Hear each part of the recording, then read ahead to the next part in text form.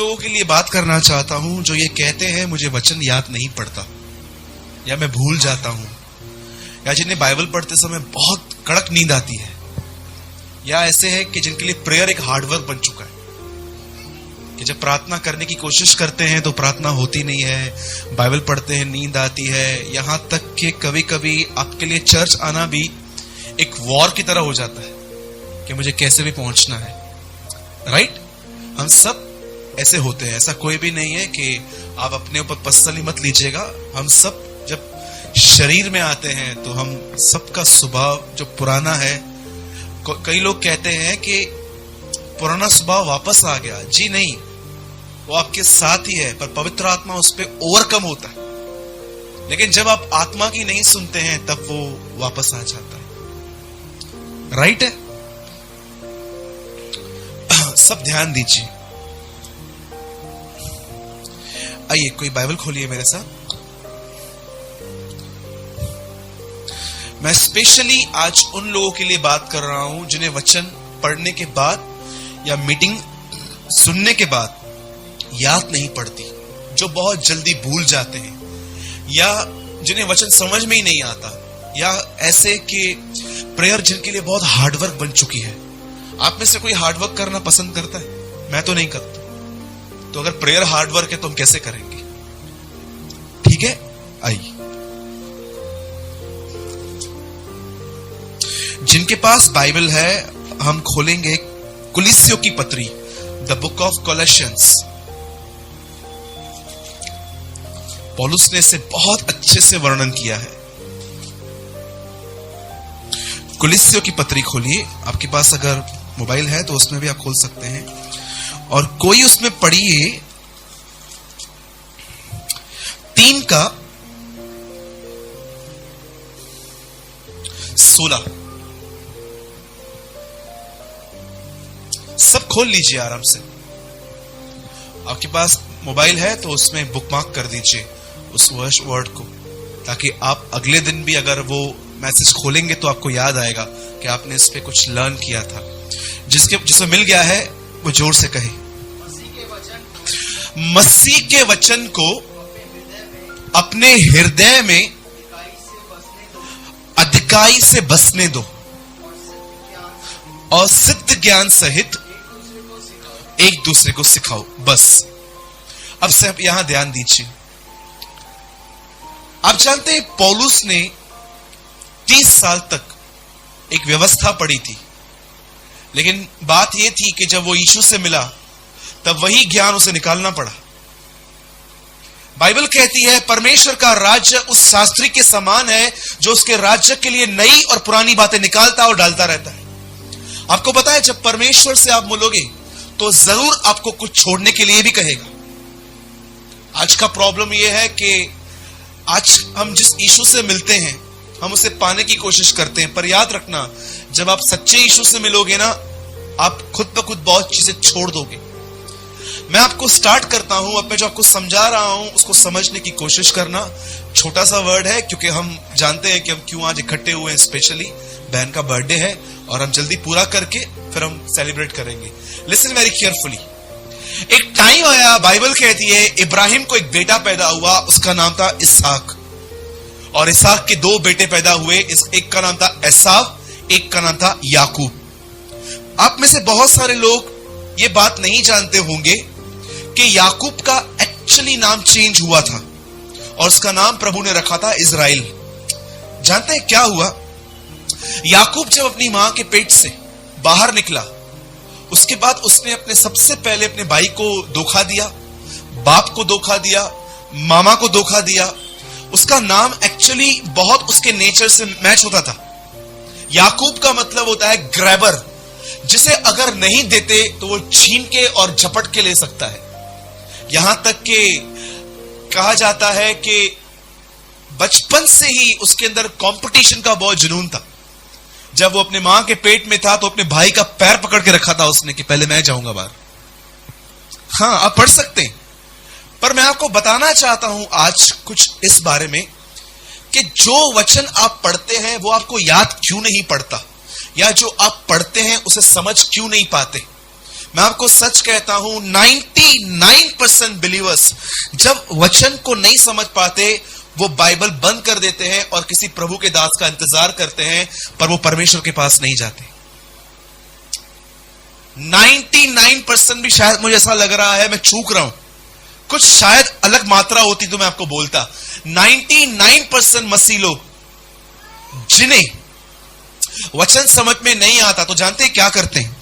मैं आपको जो कह रहा हूं बुरा मत मानिएगा, आजकल पुलपिट पे जो प्रचार होता है 90% वो किसी और से चुराया हुआ रहता है। लोग ऑनलाइन जाते हैं, वहां से सुनते हैं, नोट्स बनाते हैं। मैं ये गलतियां करता था पहले। हां, अगर आप नए नए हैं ठीक है, लेकिन अगर आप पुराने हैं तो आपको किसी और का वचन चोरी करके प्रचार नहीं करना चाहिए। या अगर आप बताते हो तो आप उधर बोलो कि हां मैंने इससे सीखा है, नहीं तो प्रॉब्लम क्या होगा, लोग आपको आत्मिक समझ लेंगे और आप मुझे तो नहीं बना सकते हो पागल, एटलीस्ट।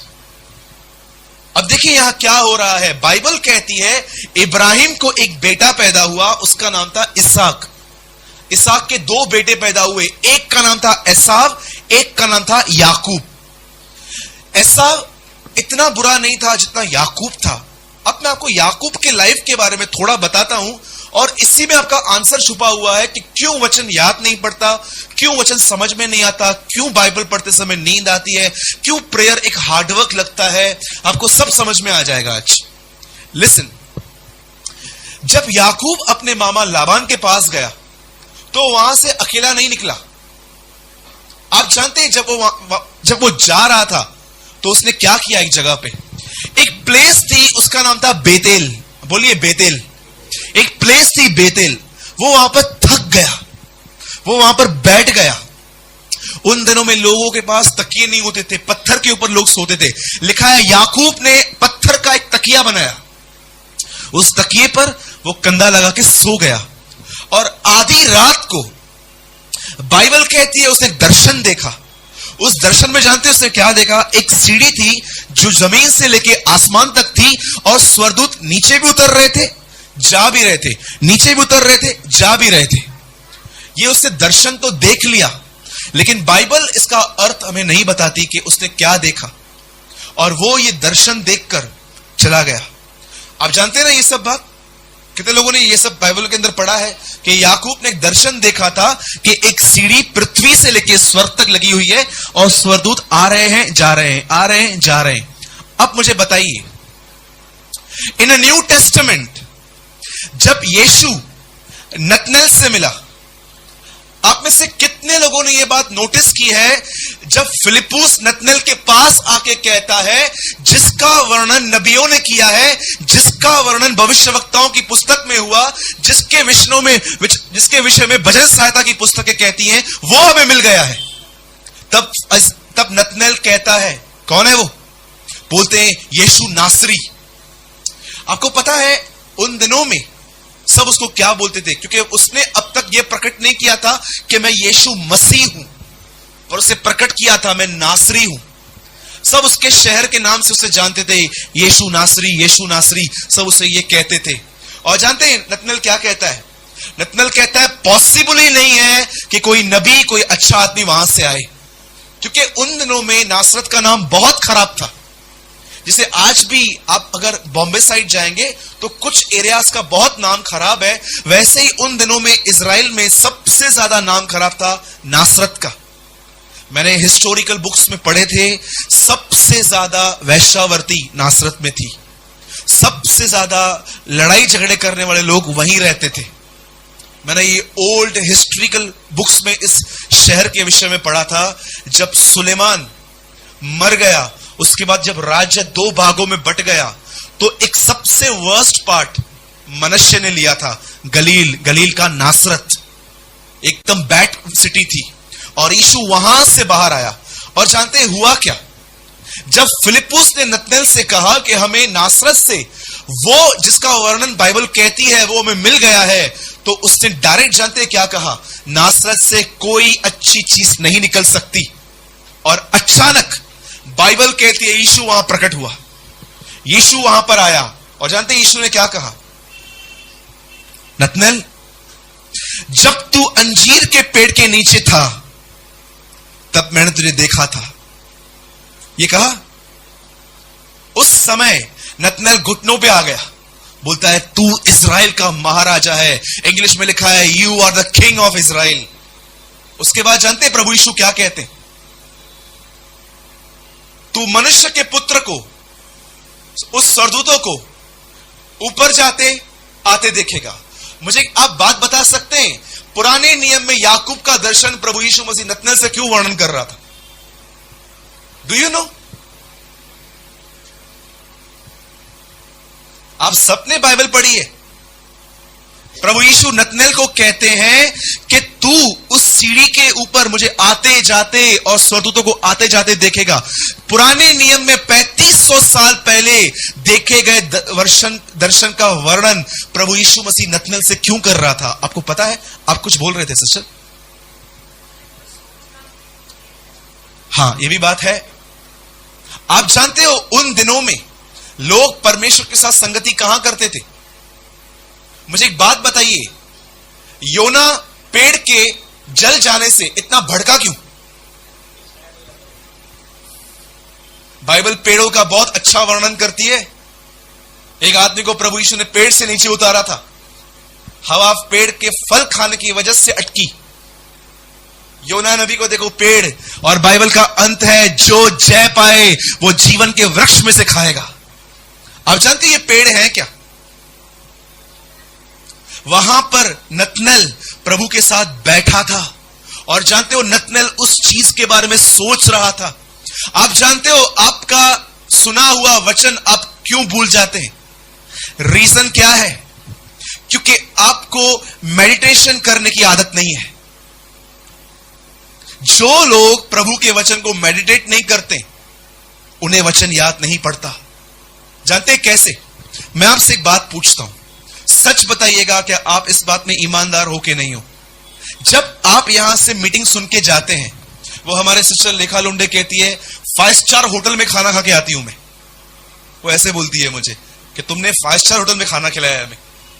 समझो आप यहां से जाते हो, आप नीचे उतरते हो। मुझे एक बात बताइए, आप में से कितने लोग उस वचन के बारे में सोचते सोचते जाते हैं? कितने लोग सोने से पहले सोचते हैं? कितने लोग सुबह उठते सोचते हैं? भजन संहिता 1:1 में लिखा है, धन्य है वे जो वे यहोवा की व्यवस्था को मनन करते हैं, क्योंकि वे उस पेड़ों के समान होंगे जिनकी जड़ इतना पानी के अंदर है कि वे हमेशा फलवंत रहें। बोलिए मेडिटेशन। आप जानते हो मेडिटेशन का मतलब क्या है? सुनी हुई बात को बार बार सोचते रहना। जय मसीह की। मैं आपसे एक सवाल पूछता हूं, अगर आप खाना खा रहे हो और अगर वो डाइजेस्ट नहीं हो रहा है तो वो खाना आपको हेल्दी करेगा कि बीमार करेगा? आप में से पता है बहुत लोग स्पिरिचुअली बीमार क्यों हैं? क्योंकि आप बगैर चबाए खाना खाते हैं। मैं आपको सच कहता हूं, जब आप खाना खाते हो, चबाते हो, तब मसल बनती है, लेकिन जब आप उसे निगल लेते हो आप बीमार पड़ जाओगे। आपको पता है कई बार ऐसा होता है कि लोग अच्छी कलीसिया में आके तंदुरुस्त नहीं और बीमार क्यों पड़ जाते हैं? मैंने ऐसे देखा है अपने लाइफ में। अच्छा खाना मिल रहा है फिर भी बीमार क्यों? बोलो चबाना। चबाने का मतलब क्या होता है? Tell me. समझिए, मैं आपको 99% बिलीवर्स कैसे बाइबल पढ़ते हैं एग्जाम्पल के तौर पे दिखाता हूं। ये देखिए, सब यहां देखिए। वह किसी जगह प्रार्थना कर रहा था। जब वह प्रार्थना कर चुका तो उसके चेलों में से एक ने उससे पूछा, हे प्रभु, जैसे यूहन्ना ने चेलों को प्रार्थना करना सिखाया वैसे तू भी हमें सिखा। पानी थियो गरम, उतरो। मैं आपको क्यों बोल रहा हूं, क्यों पढ़ रहे हो? उससे अच्छा मत पढ़ो ना। Why you insult this book? जब मैं इसको पढ़ूंगा तो मैं किस तरह पढ़ूंगा? देखिए, जब चेलों ने यीशु को देखा कि वो प्रार्थना कर रहा है, सबसे पहले उन्होंने देखा कि उनका स्वामी प्रार्थना करता था। तब उससे पूछा, प्रभु, जैसे यूहन्ना ने प्रार्थना करना सिखाया वैसे हमें भी सिखा। कभी मैं सोचता हूं उन्होंने यीशु से ये नहीं पूछा, हमें प्रचार करना सिखा, हमें कोढ़ियों को शुद्ध करना सिखा, हमें बीमारों को चंगा करना सिखा, हमें प्रचार करना सिखा, हमें तूफान को शांत करना सिखा, पर उन्होंने उससे कहा हमें प्रार्थना करना सिखा, क्योंकि वो जानते थे ये प्रार्थना के बाद एक्स्ट्रा ऑर्डिनरी हो जाता है। जब आप वचन को पढ़ते हैं और उठ के चले जाते हैं, इसको कहते हैं खाने को निगल जाना। यह खाना आपको बीमार करेगा, लेकिन जब आप इसे पढ़ते हैं, इसको मेडिटेट करते हैं, इसमें गुम हो जाते हैं। आपको पता है कभी कभी मैं बाइबल कैसे पढ़ता हूं? इन दिनों में मैंने प्रैक्टिस की है कि अगर मेरे हाथ में किताब नहीं है, मैं तो भी बाइबल पढ़ सकता हूं। अभी यू ट्रस्ट मी। आदि में वचन था, यूहन्ना 1:1। मैं खुली आंखों से बगैर पेजेस के बाइबल पढ़ पाता हूं। अभी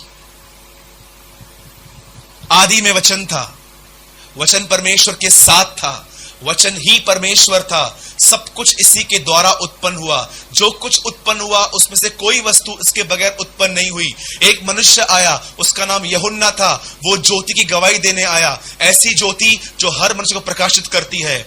मैंने इसको अपने अंदर इतना डाल दिया है कि कभी कभी अब मुझे पेजेस की नीड ही नहीं पड़ती। जस्ट याद करूंगा, उसके बारे में सोचूंगा, याद करूंगा, उसके बारे में सोचूंगा। आपको मैं सच बोलता हूं, मैं कोई नोट्स नहीं बनाता हूं, ना ही मैं इंटरनेट पे जाता हूं। मेरे सामने बाइबल अंदर पड़ी हुई है। बाइबल कहती है यहोवा की पुस्तक तुम्हें बिंदी का सा काम दे। जैसे तुमने बिंदी को बिल्कुल सेंटर में लगाया है, इस किताब को तुम अपने सेंटर में रखो और इसके बारे में सोचो कि क्या क्या लिखा है, क्योंकि ऐसा ही करने पर तू सफल होगा। मेडिटेशन, हम जानते हैं क्या मेडिटेट करते हैं। कितने लोगों ने पैसे रखे, क्या मुझे पैसा वापस न कहें, किसने पैसे नहीं लिए, इसने मेरे साथ ऐसा क्यों बात किया, इसने ऐसा क्यों चला। हम हमेशा नेगेटिव थिंग्स को, मैं एक बहन को जानता हूं, वो हमारे ओल्ड मतलब पाड़े में हुंदी हुई इकड़ी, वो अपने झगड़े में 10-10 साल पुरानी बातें निकालती थी। 10-10 साल पहले उसका हस्बैंड बोलता रहा तू खणी छा आई है होता पे निमार ना कुछ न खणी आई है, और ये बिचारो थी न तू मुझे छा ठाया नहीं, इन्हें नहीं गाली पे वड़दा होया भाई। 10-10 साल पैरों पुरानी गालियों, 10-10 साल। यीशु अच्छे कल की चिंता मत करो। कुछ लोग तो 2026 की बातें करते हैं, 2026 में क्या होगा, ये होगा, वो होगा। बाइबल कहती है कल क्या होगा तुम्हें नहीं पता है। एक आदमी ने इतना पैसा इकट्ठा किया और रात को रीमा शब्द जानते क्या आया, आज ही तू मेरे साथ होगा। आप पढ़ सकते हैं, हे मूर्ख आज ही तुझसे तेरा प्राण ले लिया जाएगा। कई बार आप जिंदगी जैसे सोचते हैं वैसी नहीं होती। शाऊल ने सैमुअल राजा को, आपको पता है ना, पाताल से मंगाया था। क्यों मंगाया था आपको पता है? सैमुअल लड़ाई करने के लिए जा रहा था, उसको मालूम पड़ना चाहिए था कि वो जीतेगा कि नहीं जीतेगा, और सैमुअल ने भी ऊपर आके बोलता है कल तू मेरे साथ होगा। मैं आपसे कहता हूं, आप वचन पढ़ने के बाद उससे मेडिटेट कितना करते हैं, उसके बारे में सोचते कितना है?